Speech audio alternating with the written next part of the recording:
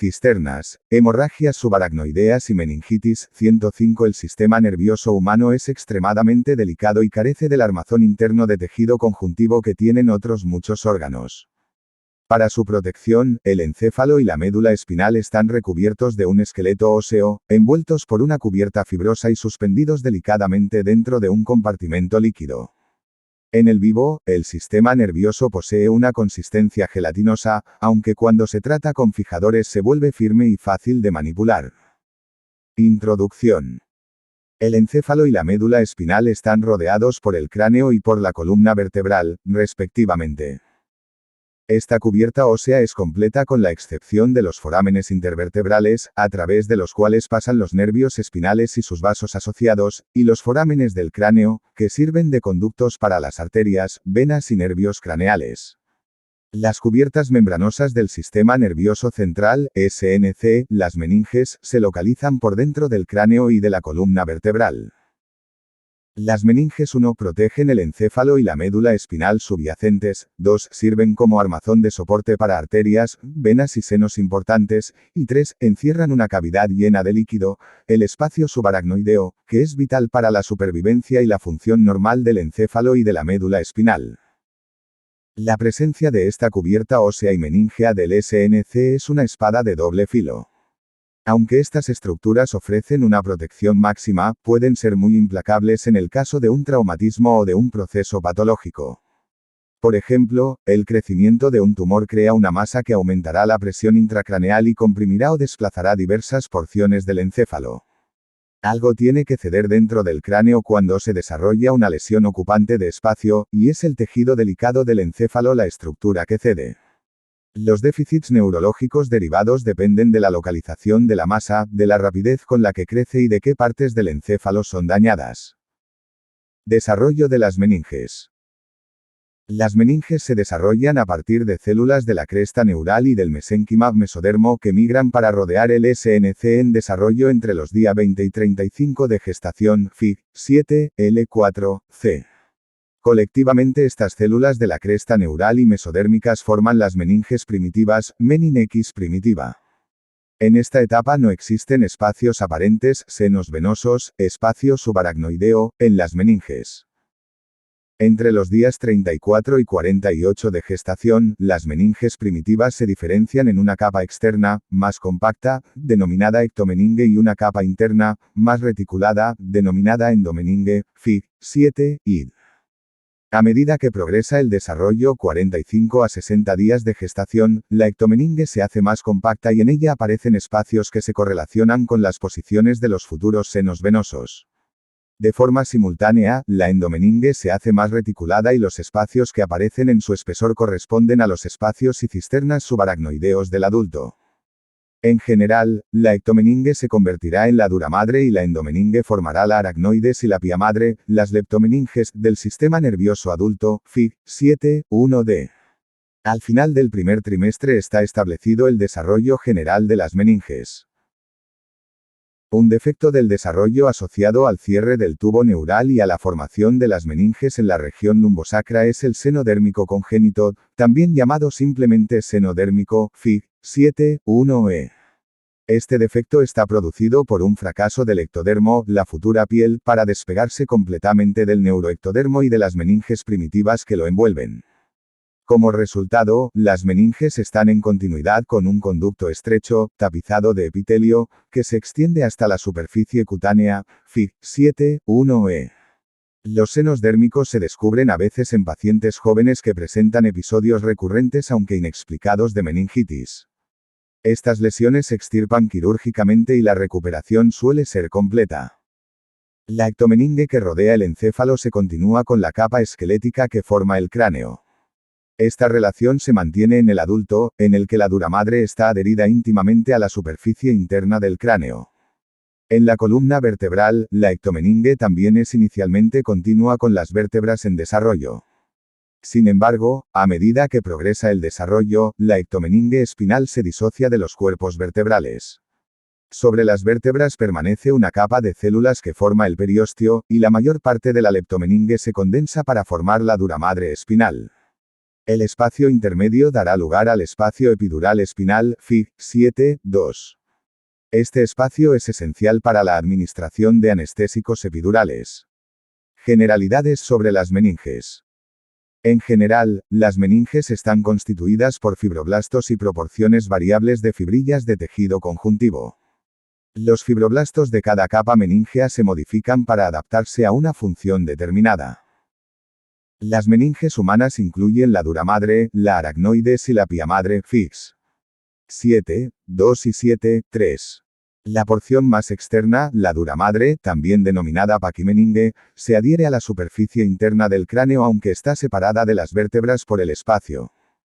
2014. Elsevier España, SL reservados todos los derechos 95. Surco neural. Cresta neural tubo neural. Notocorda. Cresta neural. R, tubo neural. Vértebra. En desarrollo notocorda. Memnies primitivas tubo neural. Vértebra mesodermo. Tubo neural ectomemnie. Futura. Dura madre, endomeninge. Futuras aracnoides y pia madre. Capa del manto, capa marginal. Ganglio. Raquídeo. Raíz anterior. Seno dérmico. Dura madre. Cerebro. Tercer ventrículo cerebelo. Tentorrio.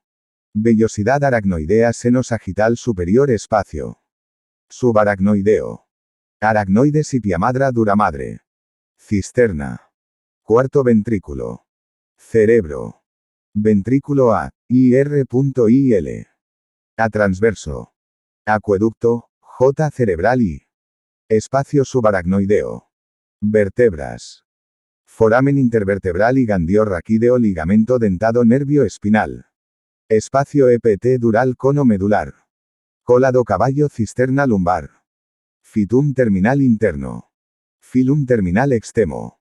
Coccyx. Figura 7.1. Desarrollo de las meninges. Después del cierre del tubo neural A, B, las células que derivan de la cresta neural y del mesodermo C, flechas, migran para rodear el tubo neural y formar el primordio de la dura madre, de la aracnoides y de la pia madre D. Un seno dérmico K es una malformación en la que existe un conducto desde la piel hasta las meninges. Figura 7.2. La relación de las meninges con el encéfalo y la médula espinal y con las estructuras óseas que las rodean. La dura madre está representada en azul, la aracnoides en rojo. The Aines de Neuroanatomy, an Atlas of Structures, Sections, and Systems, 8. Aed. Baltimore, Lippincott, Williams y Wilkins, 2012. Epidural, Fig. 7.2.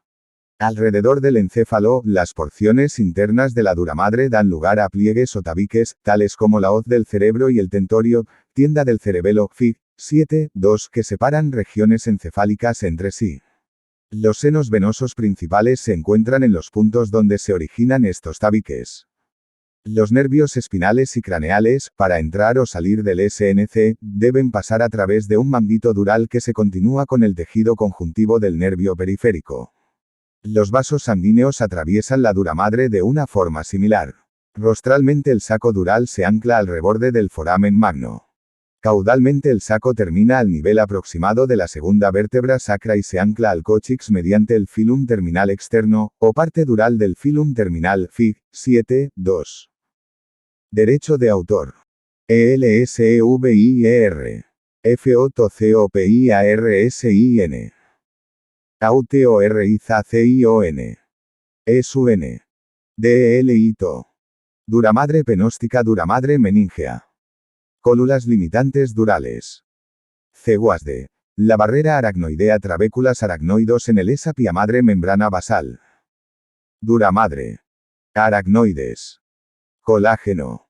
Figura 7.3. Estructura de las meninges. Las capas de la dura madre se muestran en una escala de grises, la aracnoides en una escala de rosas y la pia madre en verde. The Aines de On a Question of a Subdural Space. ANATREC 230, 3 y 21 de la madrugada, 1991. Las dos capas internas de las meninges, la aracnoides y la pia madre, Fig. 7.2 y 7.3 se conocen en conjunto como leptomeninges. Este término también se usa habitualmente en clínica como quistes leptomeningeos y leptomeningitis. La aracnoides es una capa celular fina que se ancla a la duramadre que la recubre, aunque, con la excepción de las trabéculas aracnoideas, está separada de la pía madre por el espacio subaracnoideo. La aracnoides que rodea el encéfalo se continúa directamente con la aracnoides que limita con la superficie interna de la duramadre espinal, Fig. 7, 2.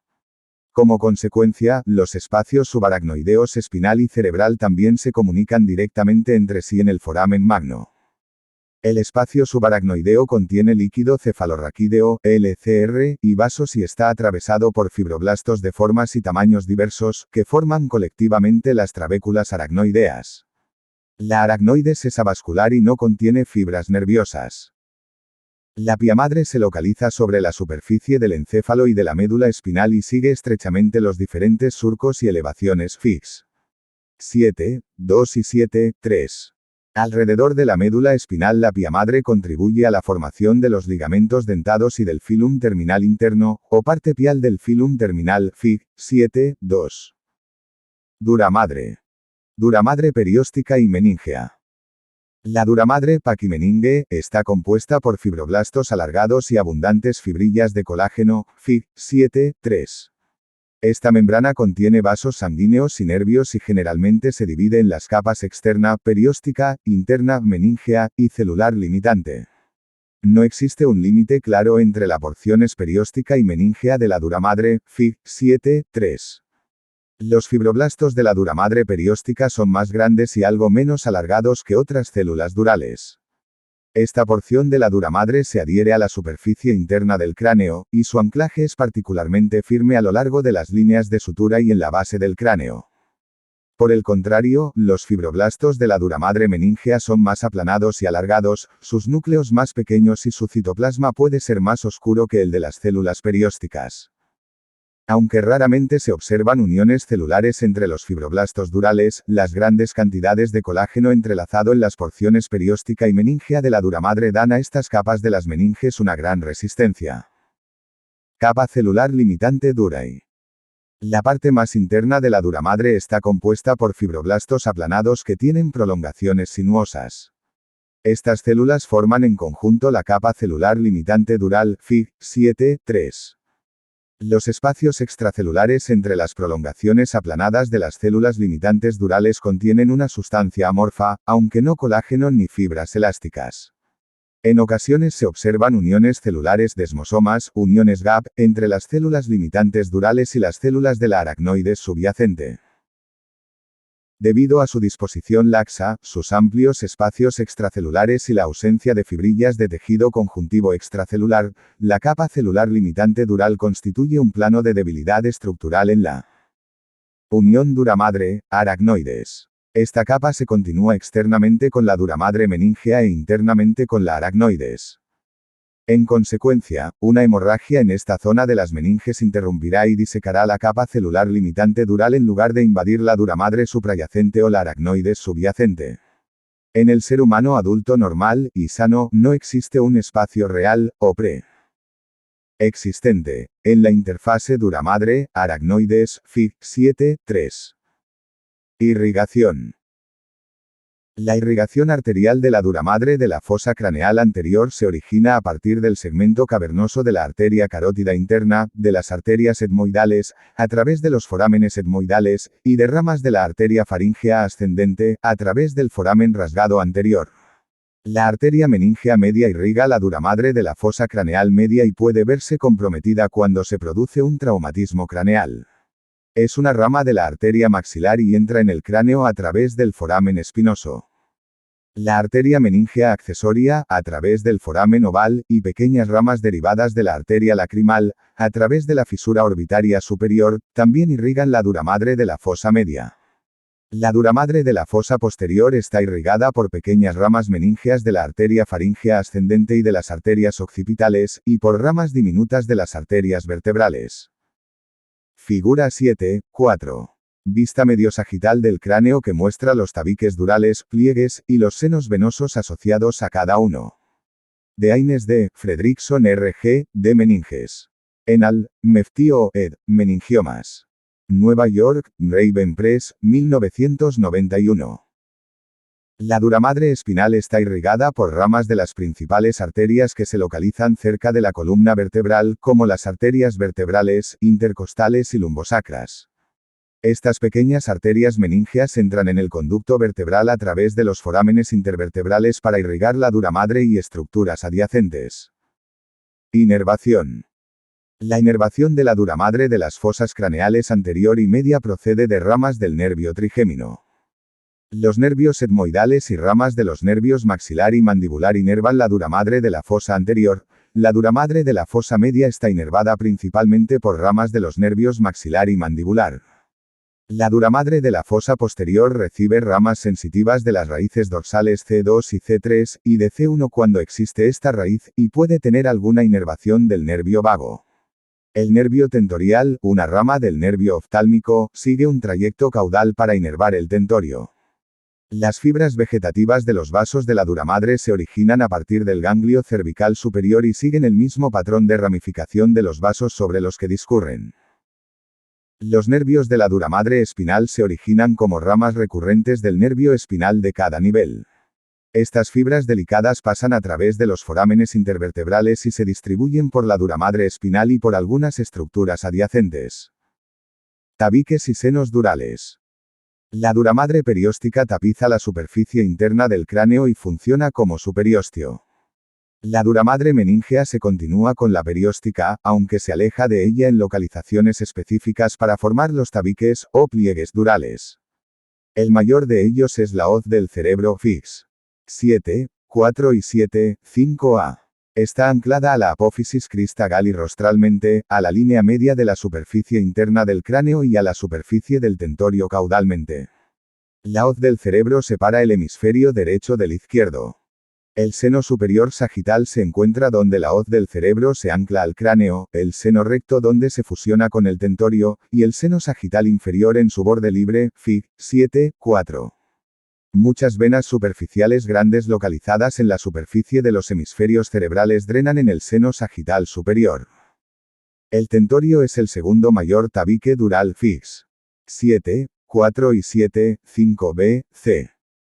Se ancla rostralmente a las apófisis clinoides, rostrolateralmente a la porción petrosa del hueso temporal, localización del seno petroso superior, y caudolateralmente a la superficie interna del hueso occipital y a una pequeña parte del hueso parietal, localización del seno transverso, Fix.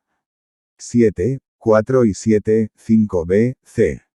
La forma de tienda del tentorio divide la cavidad craneal en los compartimentos, supratentorial, por encima del tentorio, e infratentorial, por debajo del tentorio, Fig. 7, 5b, v, también Fig. 7, 10. El compartimento supratentorial se divide en las mitades derecha e izquierda por la hoz del cerebro, Fig. 7, 5exponent4b. Los bordes libres del tentorio derecho e izquierdo, a medida que se arquean desde las apófisis clinoides para unirse al seno recto, forman la incisura del tentorio, Fig. 7, 6. El lóbulo occipital está por encima del tentorio, el cerebelo por debajo y el mesencéfalo pasa a través de la incisura del tentorio. Localizada por debajo del tentorio en la línea media se encuentra la hoz del cerebelo, Fig. 7, 4. Este pequeño tabique dural se extiende a lo largo del espacio entre los hemisferios cerebelosos y habitualmente contiene un pequeño seno occipital. El más pequeño de los tabiques durales, el diafragma sellar Fix. 7, 4 y 7, 6 forma el techo de la fosa hipofisaria y rodea el tallo de la hipófisis. Los senos cavernosos se encuentran a ambos lados de la silla turca, y los senos intercavernosos anterior y posterior se encuentran en los bordes respectivos del diafragma sellar. Hay que enfatizar que los senos venosos son espacios tapizados por endotelio que se comunican entre sí. Además, las grandes venas de la superficie cerebral drenan a los senos venosos. A medida que entran en los senos, estas venas quedan ancladas por un manguito dural. Como consecuencia, un golpe en la cabeza o una pequeña contusión en una persona anciana puede provocar que el encéfalo se desplace lo suficiente dentro del espacio subaracnoideo como para desgarrar una vena en el punto donde entra en el seno. Este desgarro permite que la sangre venosa entre en el espacio subaracnoideo o puede crear un hematoma dentro de la capa celular limitante dural, en la interfase dura-madre, aracnoides, es decir, un hematoma subdural. Compartimentos y síndromes de herniación. El interior de la cavidad craneal se divide en un compartimento supratentorial localizado por encima del tentorio y que consta de las mitades derecha e izquierda, separadas por la hoz del cerebro. Seno sagital superior. Apólisis crista. Gali. Seno recto. Confluencia de los senos. Hoz del cerebelo seno occipital. Surco del seno sigmoideo foramen yugular. Tentorio. Diafragma sellar y silla turca. Derecho de autor. ELSEVIER. FOTOCOPIARSIN. AUTORIZACION. ESUN. DELITO. Figura 7, 5. Imágenes de resonancia magnética potenciadas en los planos axial, A coronal, B, y sagital, C que muestran las relaciones de la hoz del cerebro, A, B, y del tentorio, B, C. Obsérvese las posiciones de los compartimentos supratentoriales derecho e izquierdo y del compartimento infratentorial en los tres planos en relación a estos grandes tabiques durales. Y un único compartimento infratentorial localizado por debajo del tentorio, Fig. 7, 5.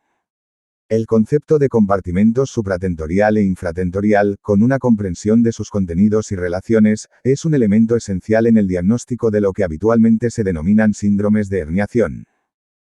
En general, se produce un síndrome de herniación cuando existe un proceso intracraneal, hemorragia, tumor de crecimiento rápido, lesión traumática cerebral, que provoca una hipertensión intracraneal, lo que comprime el encéfalo de consistencia bastante gelatinosa contra el borde de un tabique dural. Estos síndromes se tratan con mayor detalle en capítulos posteriores. A continuación se exponen ejemplos de síndromes de herniación relacionados con el compartimento supratentorial. Una lesión en un hemisferio cerebral puede expandirse hacia la línea media, deformar la hoz del cerebro y presionar el giro cingular por debajo del borde de la hoz contra el hemisferio opuesto. Esta es una herniación subfalcial o cingulada. En este ejemplo, los déficits pueden reflejar una oclusión de la arteria cerebral anterior adyacente. Una herniación central, o transtentorial, es aquella situación en la que el diencéfalo es presionado hacia abajo a través de la incisura o escotadura del tentorio. Es una urgencia neurológica y en alrededor del 90% de los pacientes produce una discapacidad grave o la muerte. Una herniación uncal es la producida cuando una lesión rápidamente expansiva, habitualmente un hematoma, presiona el uncus, una estructura medial del lóbulo temporal, contra el borde del tentorio, lesionando el mesencéfalo. Los déficits más comunes son 1. Una disminución del nivel de conciencia, 2. Dilatación de la pupila y pérdida de la mayoría de los movimientos oculares que traducen un daño del nervio oculomotor ipsilateral, y 3. Una hemiplegia contralateral debida a la lesión de las fibras corticoespinales descendentes. Sin embargo, esta fase precoz es probable que se siga de complicaciones graves o la muerte. Hemisferio en el compartimento supratentorial derecho, del ORBio. Hemisferio en el compartimento supratentorial izquierdo. Cerebelo en el compartimento infratentorial tentono. Tentorio. Hemisferio en el compartimento supratentorial derecho, hemisferio en el compartimento supratentorial izquierdo. Plexo coroideo en el atrio. Hoz del cerebro. Hemisferio en compartimento supratentorial plexo corodec en el atrio. Figura 7, 6. Vista dorsal de la base del cráneo que muestra el tentorio, y sus senos asociados, y el diafragma sellar. También se indican las posiciones de los surcos formados por algunos de los senos principales. El área roja sombreada indica la posición de la incisura del tentorio, escotadura tentorial, que es el espacio de comunicación entre los compartimentos supratentorial e infratentorial. Ejemplos de síndromes de herniación relacionados con el compartimento infratentorial incluyen la herniación cerebelosa superior y la herniación amigdalar, o tonsilar. En la herniación cerebelosa superior, una masa o un aumento de presión en la fosa posterior pueden empujar el cerebelo hacia arriba a través de la incisura del tentorio, infligiendo una lesión al mesencéfalo. En la herniación amigdalar, las amígdalas del cerebelo son presionadas inferiormente hacia el foramen magno o incluso a través del mismo. La presión resultante sobre el bulbo puede dañar los centros respiratorios y provocar una muerte súbita. Todos los síndromes de herniación son potencialmente graves y deberían tomarse todas las medidas para evitar que se produzcan. Duramadre craneal versus espinal. La duramadre perióstica básicamente finaliza en el reborde del foramen magno, aunque la duramadre meningea continúa caudalmente en el conducto vertebral para anclarse finalmente en la porción interna del cóccix como filum terminal externo, parte dural del filum terminal o ligamento coxígeo, Fig. 7, 2. El saco dural espinal se halla anclado rostral y caudalmente y está separado de las vértebras adyacentes por un espacio epidural que contiene canales venosos, algunos vasos linfáticos y depósitos de grasa. No existen tabiques durales alrededor de la médula, en consecuencia, no existen senos venosos en la duramadre espinal. Aracnoides. La aracnoides se localiza internamente a la capa celular limitante dural y se considera dividida en dos partes Fig. 7, 3. La porción de aracnoides directamente apoyada sobre las células limitantes durales es la capa celular de la barrera aracnoidea, y las células fusiformes que atraviesan el espacio subaracnoideo constituyen las trabéculas aracnoideas. El espacio subaracnoideo se localiza entre la capa celular de la barrera aracnoidea y las células piales de la superficie del encéfalo o de la médula espinal. Este espacio contiene LCR, muchos vasos superficiales y las raíces de los nervios craneales y espinales en su trayecto de entrada o de salida del sistema nervioso. Las regiones dilatadas del espacio subaracnoideo se denominan cisternas subaracnoideas. Capa celular de la barrera aracnoidea. Los fibroblastos de esta capa son más redondeados que las células aplanadas de la duramadre, Fig. 7, 3. La capa celular de la barrera aracnoidea se fija de forma tenue a la capa celular limitante dural mediante uniones celulares ocasionales. Por el contrario, las células de la barrera aracnoidea poseen membranas celulares yuxtapuestas cercanas y se unen entre sí mediante numerosas uniones estrechas, ocluyentes, de ahí la función barrera característica de esta capa. La yuxtaposición estrecha de las membranas celulares excluye cualquier espacio extracelular significativo, en consecuencia, no se encuentra colágeno en esta capa de las meninges. Las uniones estrechas entre estas células aracnoideas no solo sirven de barrera contra el movimiento de líquidos, sino también confieren resistencia a la membrana. Se observa una membrana basal, lámina basal, sobre la superficie de la capa celular de la barrera dirigida al espacio subaracnoideo. Trabéculas aracnoideas y espacio subaracnoideo. Las trabéculas aracnoideas están compuestas por fibroblastos aplanados, de morfología irregular, que cruzan el espacio subaracnoideo de forma aleatoria, Fig. 7, 3. Las células trabeculares se fijan a la capa celular de la barrera y pueden también fijarse entre sí, a células piales, o a vasos sanguíneos del espacio subaracnoideo. Aunque la mayor parte del colágeno extracelular asociado a las células trabeculares está confinado a las prolongaciones invaginadas de estas células, se puede encontrar algo de colágeno libre en el espacio subaracnoideo. Los anclajes de las células trabeculares y su armazón de fibrillas colágenas aportan una resistencia añadida a la aracnoides. El espacio subaracnoideo se localiza por dentro de la capa celular de la barrera y por fuera de la pía madre, Fig. 7, 2 y 7, 3. Contiene LCR, células trabeculares y fibrillas de colágeno, arterias y venas y raíces de los nervios craneales. Aunque algunos vasos pueden disponerse libremente en el espacio subaracnoideo, la mayoría están cubiertos por una fina capa de las leptomeninges, Fig. 7, 3. Estos vasos pueden lesionarse por un traumatismo o romperse espontáneamente, lo que produce una diseminación de la sangre alrededor del encéfalo. Este proceso se denomina hemorragia subaracnoidea. El LCR se produce por el plexo coroideo de los ventrículos laterales, tercer y cuarto ventrículo. Sale del sistema ventricular a través de los forámenes de Magendie y Lusca para entrar en el espacio subaracnoideo, flechas en la Fig. 7, 2. Después de circular alrededor del encéfalo y de la médula espinal, el LCR retorna al sistema vascular, principalmente a través de las vellosidades aracnoideas. El espacio subaracnoideo alrededor de la médula espinal es la ruta utilizada para administrar anestesia raquídea. Aunque es frecuente referirse al encéfalo como flotando en el LCR del espacio subaracnoideo, realmente está suspendido dentro. Apófisis crista gallidiafragma sellar. Foramen. Seno transverso. Seno recio de los senos. Apófisis clinoctes, anterior. Posterior. Escotadura tentorial, incisura del tentorio, borde libre del tentón seno petroso.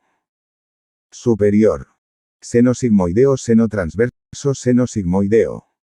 Surcos del seno petroso. Inferior, seno petroso superior. Derecho de autor. ELSEVIER. FOTCOPIARSIN. AUTORIZACION. ESUN. DELITO. Figura 7, 7. Estructura de las vellosidades aracnoideas. Obsérvese la continuidad de las capas celulares de la vellosidad con acuellas de las meninges. El líquido cefalorraquídeo, flechas, pasa desde el espacio subaracnoideo al interior de la vellosidad y luego al interior del seno venoso. De Haynes D. Fredrickson R.G., de meninges. Enal, Meftio, ed. Meningiomas. Nueva York, Raven Press, 1991. Duramadre penóstica. Encéfalo. Células limitantes, dúralos. Células. De la barrera. Aracnodea, células de la pía madre.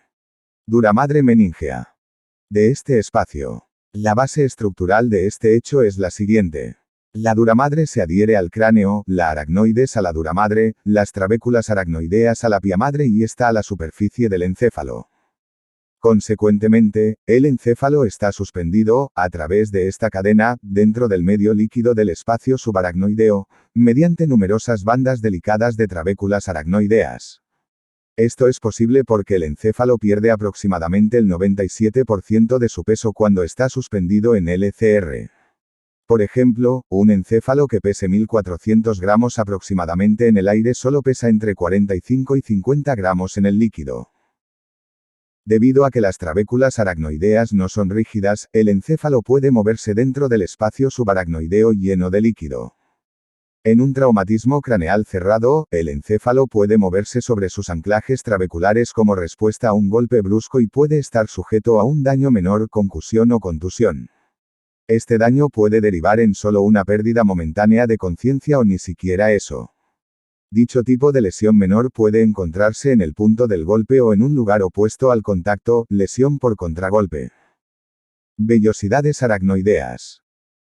Las pequeñas porciones especializadas de la aracnoides que protruyen dentro del seno sagital superior a través de aperturas en la duramadre forman las vellosidades aracnoideas o granulaciones aracnoideas, FIX. 7, 7 y 7, 8. Si son especialmente grandes o están calcificadas, como en personas ancianas, pueden denominarse cuerpos de Pacchioni. Las vellosidades aracnoideas se extienden hacia el interior del seno a través de manguitos tensos de la duramadre meningea y se encuentran justo por fuera de la línea media o en fondos de saco del seno, las lagunas laterales o venosas FIX. 7, 7 y 7, 8. La mayor parte de las vellosidades aracnoideas se localiza en las lagunas laterales del seno sagital superior, V, Fig. 7, 11. El espacio en el centro de cada vellosidad se continúa con el espacio subaracnoideo de alrededor del encéfalo.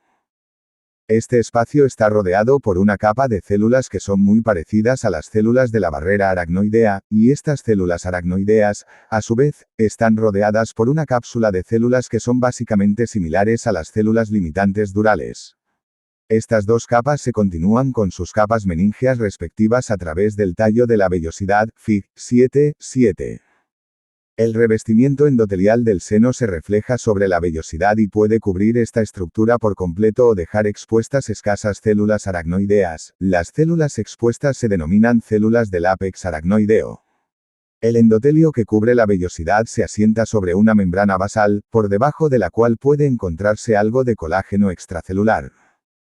Seno santal superior. B en el SSS. Figura 7, 8.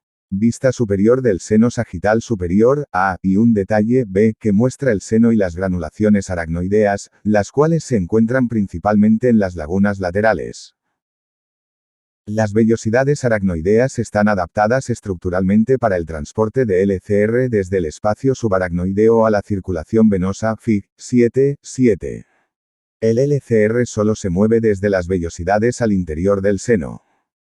Las dos rutas de movimiento de líquido son a través de pequeños canales intercelulares y por transporte a través de las células de la vellosidad mediado por vacuolas que contienen líquido y otros elementos, bacterias, células sanguíneas. A medida que el LCR atraviesa la vellosidad se mueve a favor de un gradiente de presión, desde un punto con una presión más alta, el espacio subaracnoideo, hacia otro con una presión más baja, el seno venoso. Si la presión en sagital superior, SSS, arteria meningea media, el lado venoso excede a la del lado del espacio subaracnoideo, el flujo de LCR se ralentizará o se detendrá. Sin embargo, la sangre venosa nunca fluye desde el seno al interior del espacio subaracnoideo. Meningioma. Los meningiomas, tumores de las meninges, se caracterizan por ser tumores benignos, de crecimiento lento, habitualmente, extraaxiales, localizados fuera del parénquima cerebral, que pueden estar calcificados y ocasionar un crecimiento anómalo del hueso adyacente, hiperostosis. El tratamiento de elección es la extirpación quirúrgica, que habitualmente consigue la curación completa. Son tumores principalmente intracraneales, aunque no son tumores primarios cerebrales. Ello significa que estos tumores se originan a partir de estructuras que están asociadas íntimamente al SNC, de hecho, parte de las meninges procede de las crestas neurales que derivan de la placa neural, pero no se originan en el propio parénquima cerebral. Orígenes y localizaciones. Los meningiomas se originan de las células aracnoideas que se encuentran en las vellosidades, en los puntos donde los vasos sanguíneos y los nervios craneales atraviesan la dura madre y a lo largo de la base del cráneo. En la clínica, estas células específicas se denominan células del ápex aracnoideo. Como cabría esperar, la mayor parte de meningiomas, alrededor del 90%, se encuentran en la cavidad craneal o asociados a la médula espinal, alrededor del 9%. Los meningiomas ectópicos son tumores con las características histológicas de los meningiomas que se encuentran fuera del encéfalo y de la médula espinal, alrededor del 1%. En orden descendente de frecuencia, los meningiomas se encuentran en las siguientes localizaciones: parasagital, alrededor del 2,1%. Convexidad, 15%, tubérculo de la silla, 13%, cresta esfenoidal. 12%, surco olfatorio, 10%, y hoz del cerebro, 8%, FIG, 7, 9/1. Es habitual referirse a estos tumores por su localización, por ejemplo, un meningioma parasagital, un meningioma de la convexidad o un meningioma tentorial FIGS. 7, 9 y 7, 10. Los meningiomas de la convexidad también pueden designarse por el lóbulo en el que están localizados, tal como un meningioma del lóbulo frontal, FIG, 7, 11. En este tipo de meningioma, los déficits experimentados por el paciente pueden reflejar las características del lóbulo involucrado. Debido a la posición del tentorio, un meningioma de esta estructura, meningioma tentorial, puede extenderse al interior de los compartimentos supratentorial e infratentorial, FIG, 7, 10. Los pacientes que presentan meningiomas suelen encontrarse dentro del rango de edad de 40 a 60 años con un pico de incidencia a los 45 años aproximadamente, y, por un margen escaso, son más probables en mujeres, proporción de 3 en 2. Estos tumores habitualmente son únicos, aunque algunos pacientes tienen más de uno. Se observan meningiomas múltiples en pacientes con neurofibromatosis de tipo central. Estos pacientes también pueden tener schwannomas vestibulares bilaterales. Meningioma parasagital de la hoz. De la convexidad selar. O suprasellar. Figura 7, 10. Vista coronal del cerebro, A, y una vista de la base del cráneo, HJ, que muestran las localizaciones de los meningiomas. En estos ejemplos, obsérvese que el nombre de este tumor habitualmente alude a su posición en relación a los tabiques meningeos o a las referencias óseas. Figura 7, 9. Imagen axial de resonancia magnética potenciada en TIC de un meningioma en el lóbulo frontal de una mujer de 62 años. Obsérvese la interfase nítida entre el tumor y el cerebro, flechas, y el desplazamiento de la línea media. El tumor es claramente externo al parénquima cerebral. Figura 7, 11. Meningioma tentorial en el lado izquierdo del paciente. Obsérvese la cola dural, flechas, indicativa de un punto de fijación de este tumor. Este tumor se extiende al interior de los compartimentos supratentoriales e infratentoriales y, aunque es relativamente grande, no ha desplazado de forma significativa el encéfalo ni el sistema ventricular. Esto es un signo de su lento crecimiento. Meningioma. Potroso. Del surco olfatorio del ala del estenoides sellar o suprasellar. Del divus. Del foramen magno derecho de autor. ELSEVIER. FOTCOPIARSIN. AUTORIZACION. ESUN. DELITO. Características histológicas generales. La inmensa mayoría de los meningiomas se caracterizan como histológicamente benignos, alrededor del 95%, y raramente se diagnostican como malignos, 1,5% al 2,0%. Sin embargo, cuando estos tumores son malignos pueden invadir el parénquima cerebral o la dura madre, lo que complica significativamente el tratamiento.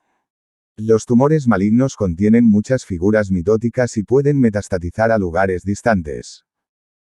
En base a sus características histológicas, los meningiomas pueden dividirse en tres tipos generales.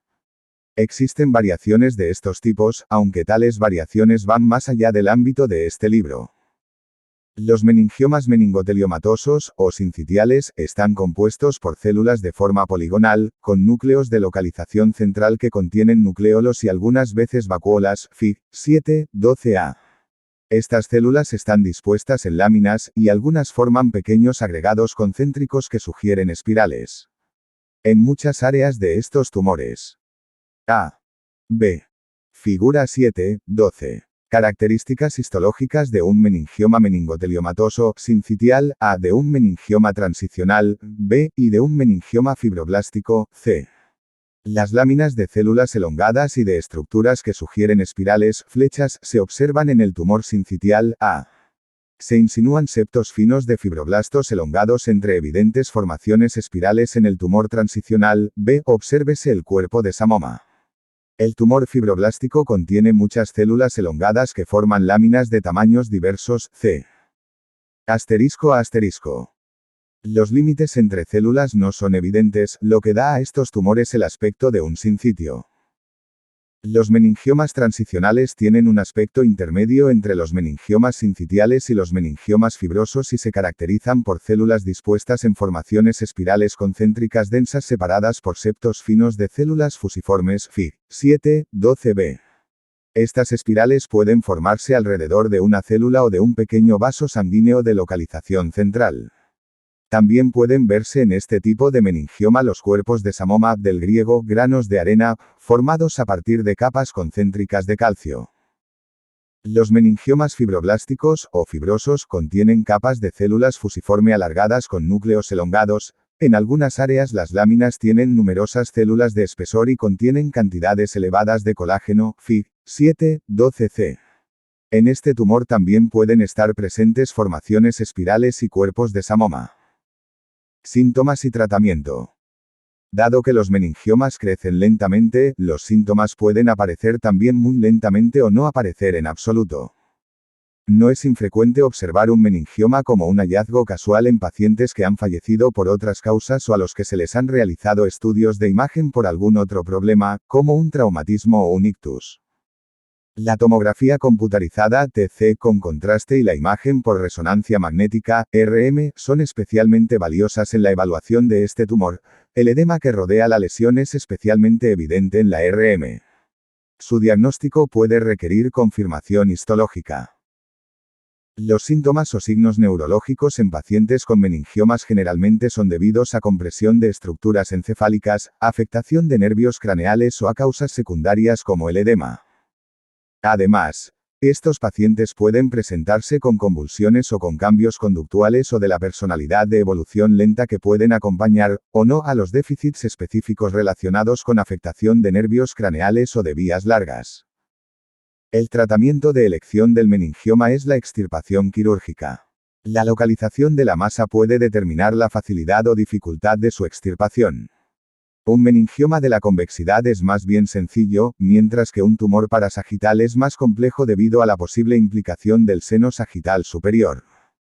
Del mismo modo, los meningiomas en la región del seno cavernoso pueden afectar a ramas de los nervios craneales 3, IVV y B o a la arteria carótida interna. Un tumor de la silla puede englobar a las estructuras ópticas.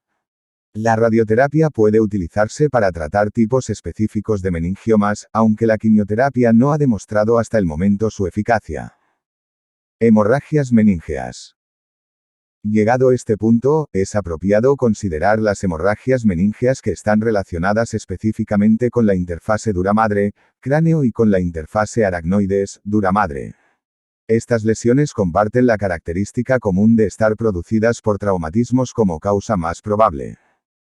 Hemorragias extradurales y subdurales. Si excluimos, de momento, las hemorragias subaracnoideas, las cuales se tratan más adelante en este capítulo, las hemorragias meníngeas en general pueden describirse como sangre extravasada que separa la duramadre del cráneo o que diseca la capa celular limitante dural. Fig. 7, 13. La causa más frecuente en ambas situaciones es un traumatismo craneal, con o sin fractura del cráneo. En el traumatismo craneal, la duramadre perióstica puede despegarse del cráneo con la consiguiente lesión de una arteria principal. Las que se lesionan con mayor frecuencia son las arterias meningea media y accesoria. La sangre extravasada diseca la duramadre perióstica del cráneo y se acumula para formar un hematoma extradural, epidural, fix. 7, 13 y 7, 14. Estas lesiones tienden a ser lenticulares y aparecen como cortas y anchas debido al hecho de que no cruzan el anclaje dural en las líneas de sutura, Fig. 7, 14. Los déficits neurológicos que se observan en pacientes con una hemorragia epidural habitualmente son los característicos de la hipertensión intracraneal. Estos déficits son, en orden de frecuencia, cefalea, confusión y desorientación. Hematoma epidural cráneo. Figura 7, 13. Relación de la sangre extravasada con las meninges. El hematoma epidural se localiza entre la duramadre y el cráneo. La hemorragia en la interfase duramadre, aracnoides, clásicamente denominada hematoma subdural, se produce realmente dentro de una capa celular estructuralmente débil de esta unión. Células limitantes durales. Células de la barrera. Aracnodea vena enelesa. Pía madre. Encélalo espacio subaracnoideo. Figura 7, 14. A y B, ejemplos de hematomas epidurales en el lado derecho del paciente, flechas en imágenes de TC. La lesión más pequeña en A tiene un origen traumático evidente. Este paciente presenta una lesión de partes blandas, una fractura de cráneo, sangre intraparenquimatosa cerebral y sangre en el asta anterior del ventrículo lateral y en el tercer ventrículo. La causa de la lesión principal, B, no es obvia. Compárese la forma de estas lesiones con la de un hematoma subdural, en la figura 7, 15. Letargo y finalmente un estado de reactividad. En algunos casos de traumatismo craneal, el paciente puede estar inconsciente al inicio, seguido de un intervalo lúcido, el paciente está completamente despierto y conversa, y posteriormente se deteriora con rapidez y muere. Este síndrome se denomina hablar y morir. Teniendo esto en cuenta, es fundamental observar atentamente a estos pacientes. Al contrario de lo que sucede en las hemorragias extradurales, el sangrado en el interior de las meninges en la unión de la aracnoides con la duramadre se origina principalmente a partir de estructuras venosas. Una causa frecuente es el desgarro de venas puente que atraviesan el espacio subaracnoideo y penetran en un seno venoso dural, Fig. 7, 13. Aunque estas lesiones se denominan habitualmente subdurales, como se remarcó previamente, no existe de forma natural un espacio en la unión aracnoides, duramadre. Los hematomas en esta unión habitualmente están producidos por sangre extravasada que rompe la capa celular limitante dural Fix. 7, 13 y 7, 15. Al contrario que en las lesiones epidurales, los denominados hematomas subdurales tienen un aspecto alargado y delgado, porque no están constreñidos por ningún anclaje dural, Fig. 7, 15. Esta sangre extravascular no se acumula en un espacio preexistente, sino que más bien crea un espacio en la unión duramadre, aracnoides. Dado que los denominados hematomas subdurales se localizan habitualmente dentro de una capa específica de células, realmente constituyen hematomas limitantes. Durales. Generalmente estas lesiones contienen sangre en su área central y miofibroblastos, fibroblastos, mastocitos, vasos sanguíneos proliferativos y células limitantes durales en la cápsula que las rodea. Higroma. Un traumatismo craneal también puede producir un desgarro de la membrana aracnoidea. En tales circunstancias, el LCR a presión 100 a 150 mmH20 en decúbito, también puede disecar la capa celular limitante dural y acumularse en ella. Estas lesiones se denominan higromas. Derecho de autor. ELSEVIER. FOTCOPIARSIN. AUTORIZACION. ESUN. DELITO. Figura 7, 15. Ejemplo del denominado hematoma subdural flechas en una imagen de TC en el lado izquierdo del paciente. Esta lesión es larga y delgada y se extiende una distancia considerable sobre la superficie del hemisferio al disecar la capa celular limitante dural, obsérvese el desplazamiento de la línea media. Compárese el tamaño de esta lesión con el de los hematomas epidurales en la figura 7, 14. Pía madre. La pía madre está formada por células aplanadas con prolongaciones largas e igualmente aplanadas, que siguen fielmente todas las características de la superficie del encéfalo y de la médula espinal, Fig. 7, 3. La pía madre y la aracnoides constituyen en conjunto las leptomeninges. Los vasos en el espacio subaracnoideo, Fig. 7, 3, pueden estar cubiertos por una capa única de células piales, pueden estar envueltos por varias capas de células leptomeníngeas o pueden encontrarse libres en este espacio. La pía madre está separada de la superficie cerebral por una membrana limitante glial y por zonas ocasionales donde las células piales se separan del encéfalo para formar un pequeño espacio subpial. Las células piales de la superficie cerebral pueden disponerse en una capa única o en varias capas.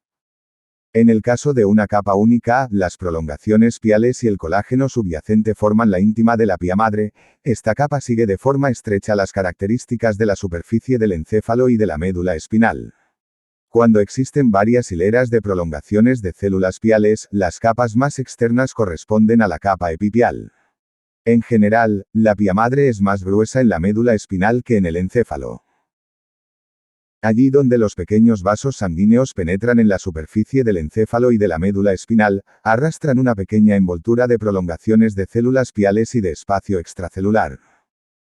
Estos espacios perivasculares, espacios de Virchow-Robin, se extienden distancias variables en el interior del parénquima del sistema nervioso y sirven como conductos para el movimiento del líquido extracelular entre el espacio subaracnoideo y los diminutos espacios que rodean las neuronas y las células gliales.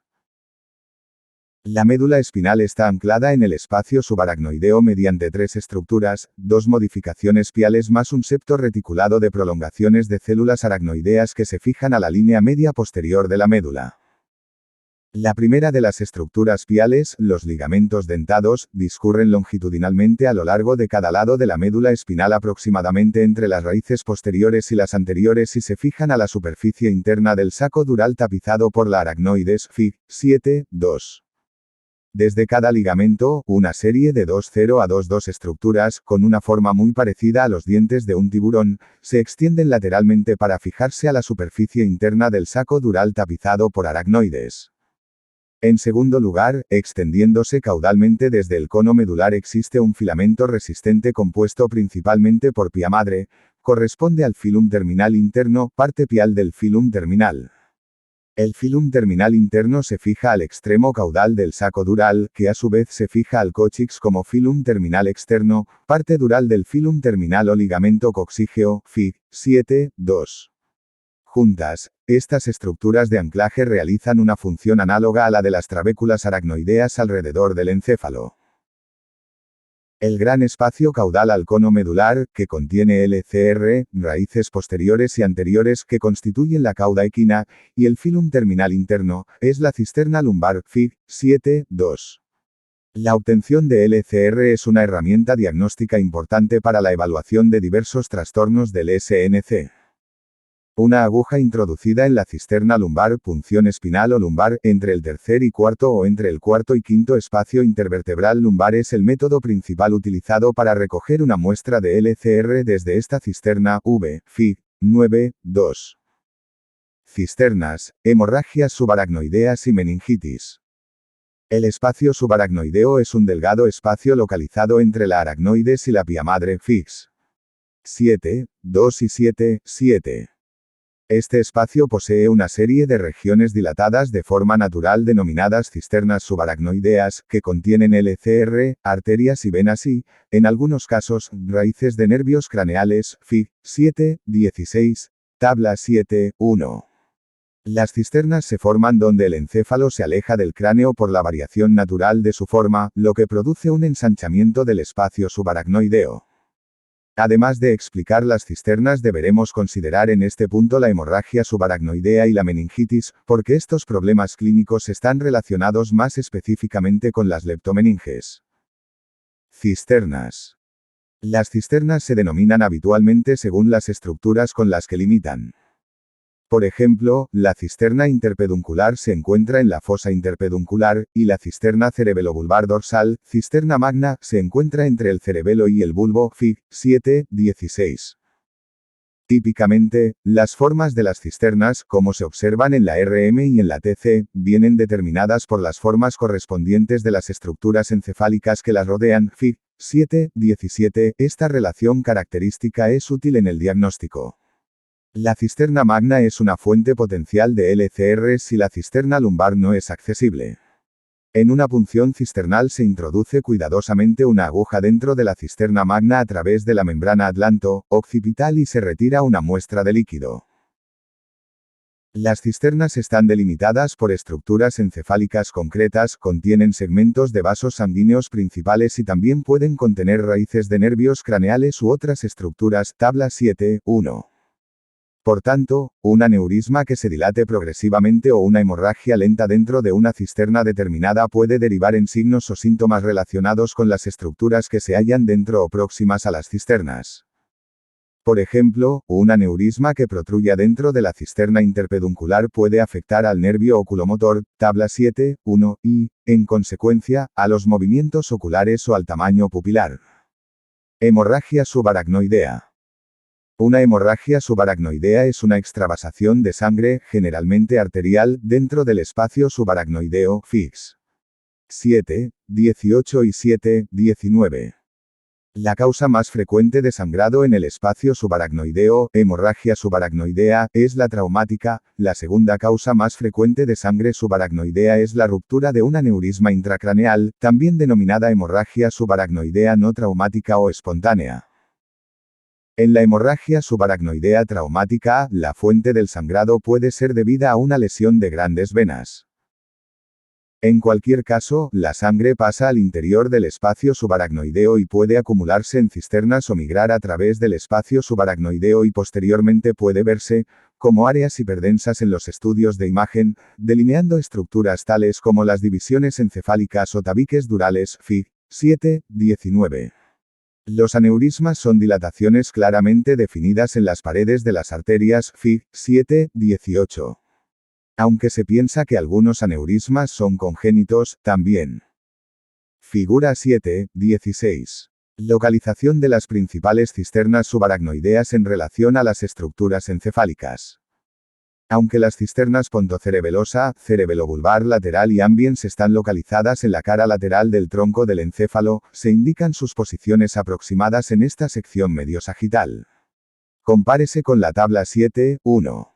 De Haynes D. Fredrickson R.G., de Meninges. Enal, Meftio ed. Meningiomas. Nueva York, Raven Press, 1991.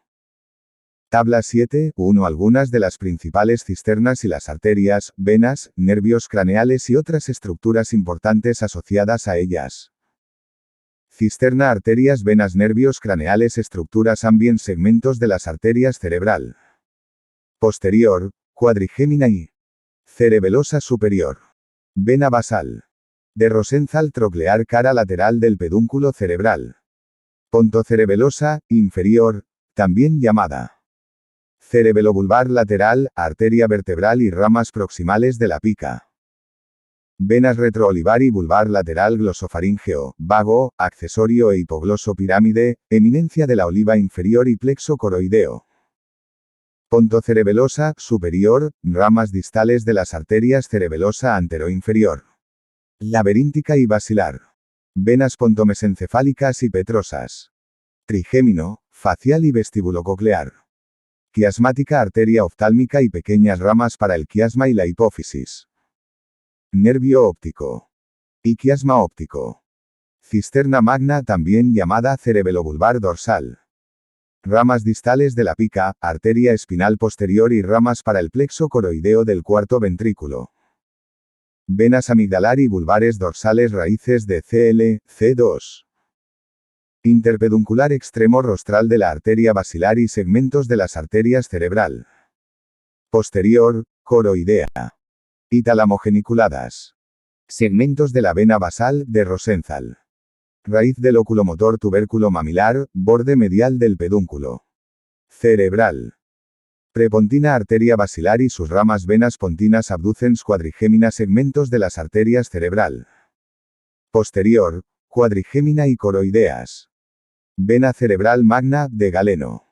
Raíz del troclear pineal, colículos superior e inferior. Datos de Yasargil MG, Microneurosurgery, Volumi, Microsurgical Anatomy of the Basal Cisterns and Vessels of the Brain, Diagnostic Studies, General Operative Techniques and Pathological Considerations of the Intracranial Aneurysms, Stuttgart, 1984, Georg Thieme. Pica, arteria cerebelosa posteroinferior. Pueden estar producidos por procesos patológicos evolutivos o por traumatismos, o ser secundarios a un problema sistémico general como la hipertensión. Una hemorragia subaracnoidea por una rotura de un aneurisma es más frecuente en personas entre 40 y 65 años y es un evento potencialmente catastrófico. Aproximadamente un tercio de los pacientes afectados fallece antes de ingresar en un hospital o poco después, alrededor de un tercio presenta una importante discapacidad permanente cognitiva, motora, y alrededor de un tercio puede recuperarse con secuelas neurológicas mínimas. La aparición de una hemorragia subaracnoidea, como consecuencia de la rotura de un aneurisma, puede manifestarse como una cefalea súbita muy intensa, rigidez de nuca, vómitos o náuseas y disminución o pérdida de conciencia. Aquellos pacientes que no pierden el conocimiento en el momento de la hemorragia tienden a describir la cefalea como explosiva y horrible, similar a un trueno en mi cabeza o absolutamente la peor cefalea que nunca he tenido. El LCR hemático obtenido mediante punción lumbaro-cisternal es diagnóstico de hemorragia subaracnoidea, y puede identificarse claramente. Cráneo. 1. Cisternas. Palo de diamantes, lámina terminal. Supenor, cuadrigémina. O ambiens. 1 cerebelobulbar lateral 4 cerebelobulbar dorsal cisterna magna, igual a pontocorobolosa. O iasmática, interpeduncular. Prepontina. Derecho de autor. ELSEVIER. FOTCOPIARSIN. AUTORIZACION. ESUN. DELITO. Figura 7, 17. Imágenes de resonancia magnética en los planos sagital, A, y axial horizontal, B con algunas de las cisternas principales, 1, interpeduncular, 2, superior cuadrigémina 3, cisterna magna cerebelobulbar dorsal 4, prepontina, 5, de la lámina terminal, 6, ambiens. Células. Limitantes. De la barrera aracnoidea. Trabéculas aracnoideas. ESA. En el ESA. Pía madre. Aneurisma roto en el ESA. J. Hemorragia subaracnoidea. Figura 7, 18. Hemorragia en el espacio subaracnoideo, hemorragia subaracnoidea, tras la rotura de un aneurisma en su interior. La sangre en el espacio subaracnoideo en la exploración mediante TC, Fig. 7, 19. En algunos casos un paciente puede tener signos o síntomas que alertan de una hemorragia subaracnoidea inminente, aneurisma con fuga. Estos incluyen cefalea intermitente, náuseas o vómitos y episodios de desmayo, síncope. En personas con signos neurológicos que puedan ser atribuidos a un aneurisma, el tratamiento de elección es aislar el aneurisma o su cuello con un clip, separándolo así de la circulación cerebral. Meningitis. Una infección meningea puede tener origen bacteriano o vírico, o producirse como secuela de otro proceso patológico, como una tuberculosis o una infección fúngica. En la meningitis bacteriana, la infección meningea se localiza con mayor frecuencia en el espacio subaracnoideo y afecta a la aracnoides y a la pía madre, de ahí la denominación de leptomeningitis, FIG 7-20. Si la infección implica a la duramadre se denomina paquimeningitis. Estas infecciones pueden ser el resultado de diversas causas, incluidas traumatismos, que pueden introducir bacterias en el interior del cráneo o de la columna, tales como Staphylococcus aureus, septicemia y metástasis de otro foco de infección en el organismo. La meningitis bacteriana se clasifica generalmente como aguda o subaguda, dependiendo de la velocidad con que se instaure. Los agentes etiológicos más frecuentes son Streptococcus agalactiae y Escherichia coli, del nacimiento a los 2 años, y Streptococcus pneumoniae y Neisseria meningitidis, 2 años a mayor que 50 años. Los signos de una meningitis bacteriana aguda incluyen temperatura elevada, escalofríos y fiebre alternante y cefalea. El paciente enferma de forma aguda y puede presentar una disminución del nivel de conciencia. Estos signos y síntomas observados junto a un aumento de la presión de LCR y de un LCR turbio que contenga muchos leucocitos, proteínas aumentadas y bacterias son diagnósticos de la enfermedad. El proceso inflamatorio puede derivar en un engrosamiento de las leptomeninges con la consiguiente obstrucción parcial del flujo de LCR. Figura 7-19. Imagen de TC que muestra una hemorragia subaracnoidea por rotura de un aneurisma en un varón de 64 años. Obsérvese la sangre en las cisternas y también delimitando el mesencéfalo y el tentorio. Y de signos de hidrocefalia, FIG 7-20. Aunque la tasa de mortalidad es baja en los casos agudos tratados apropiadamente, el paciente puede empeorar de forma súbita y morir en un par de días en aquellos casos que evolucionan rápidamente. Puede verse una meningitis crónica en pacientes con tuberculosis o con infecciones fúngicas como P. EJ, por Cryptococcus neoformans o Candida aspergillus. En estas enfermedades la infección suele denominarse según el agente etiológico, por ejemplo, meningitis tuberculosa o meningitis criptocócica. El curso de la enfermedad es más largo, abarca semanas en lugar de días, su inicio es lento y se caracteriza por cefalea, fiebre, irritabilidad y despertares nocturnos. En la meningitis aguda, subaguda y crónica el pronóstico es excelente con una tasa de curación aproximada del 90% con un diagnóstico precoz y un tratamiento apropiado. La meningitis vírica está producida por diferentes agentes virales, se observa con mayor frecuencia en pacientes más jóvenes, menores de 25 años, y es una patología en la que no se dispone de fármacos antivirales. El paciente enferma en un periodo de días y experimenta fiebre, cefaleas de intensidad progresiva, confusión y posiblemente una alteración del nivel de conciencia. En una minoría de casos pueden observarse signos y síntomas más graves, como convulsiones, rigidez o... Figura 7-20. Imagen axial de resonancia magnética potenciada en TIC de un paciente con meningitis. Obsérvese el aspecto blanco del espacio subaracnoideo alrededor de la periferia del lóbulo temporal, de los tabiques durales, especialmente del área que representa el tentorio, y los filamentos blanquecinos que representan el material infeccioso en el surco. Los vasos sanguíneos también pueden hacerse visibles porque la infección puede infiltrar su pared. Parálisis de nervios craneales. El tratamiento en casos leves consiste en medidas de soporte y generalmente se basa en fármacos para la fiebre, el dolor y el malestar general. Después de un periodo agudo de 1 a 2 semanas, los signos y síntomas se reducen y el paciente generalmente se recupera sin déficits permanentes. Bibliografía e información.